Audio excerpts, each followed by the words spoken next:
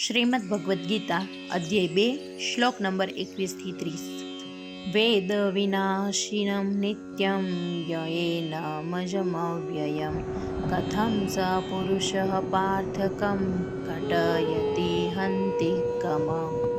હે પાર્થ, જે જાણે છે કે આત્મા અવિનાશી, શાશ્વત, અજન્મા અને અચળ છે, એ કોઈને કેવી રીતે હણી શકે અથવા તો કેવી રીતે કોઈને હણવાનું કારણ બની શકે. વાસાંસી જીર્ણાની યથા વિહાય નવાની ગૃહાતિ નરોપરાણી તથા શરીરાણી વિહાય જીર્ણા નન્યાની સંયાતિ નવાની દેહી.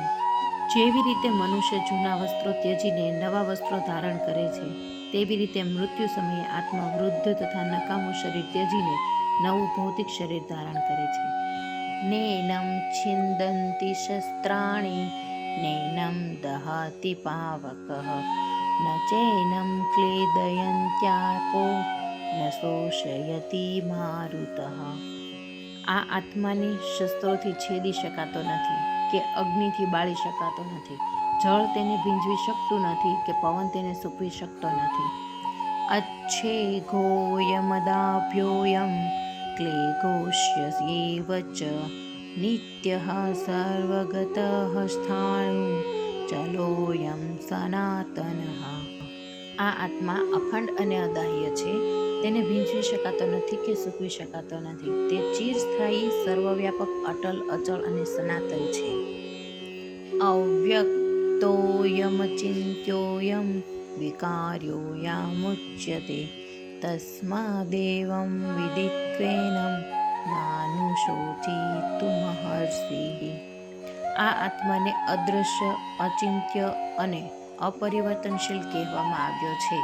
આ જાણ્યા પછી તારે શરીર માટે શોક કરવો ના જોઈએ.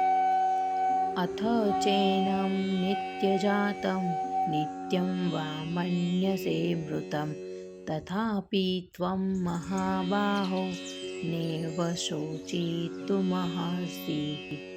જો આમ છતાં તું એમ વિચારતો હોય કે આત્મા સદા જન્મે છે અને સદા માટે મૃત્યુ પામે છે, તો પણ તારે શોક કરવાનું કોઈ કારણ નથી.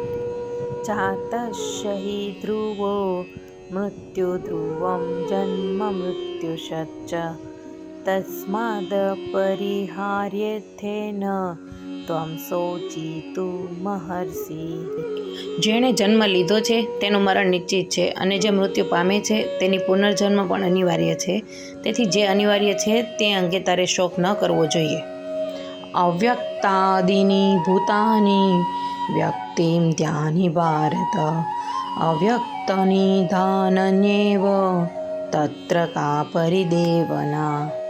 હે ભરતવંશી, બધા જીવો જન્મ પૂર્વે અપ્રગટ હોય છે, જીવન દરમિયાન પ્રગટ થાય છે અને મૃત્યુ સમયે પુનઃ અપ્રગટ થઈ જાય છે, તો શોક શા માટે?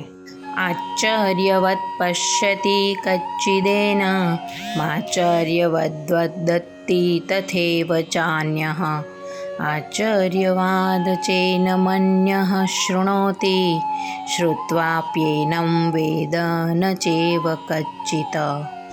કેટલાક લોકો આત્માને આશ્ચર્ય તરીકે જુએ છે, કેટલાક તેનું આશ્ચર્ય તરીકે વર્ણન કરે છે અને કેટલાક તેના વિશે આશ્ચર્ય તરીકે સાંભળે છે, જ્યારે બીજા તેના વિશે સાંભળ્યા પછી પણ તેને લેશ માત્ર સમજી શકતા નથી. દેહિ નિત્યમ વદ્યોયમ દેહે સર્વસ્ય ભારત તસ્માત્ સર્વાણિ ભૂતાની ન ત્વં શોચિતુમર્હસી. હે અર્જુન, શરીરમાં નિવાસ કરનારો આત્મા શાશ્વત અને અવિનાશી છે. તેથી તારે કોઈ પણ જીવ માટે શોક કરવો જોઈએ નહીં. જય શ્રી કૃષ્ણ.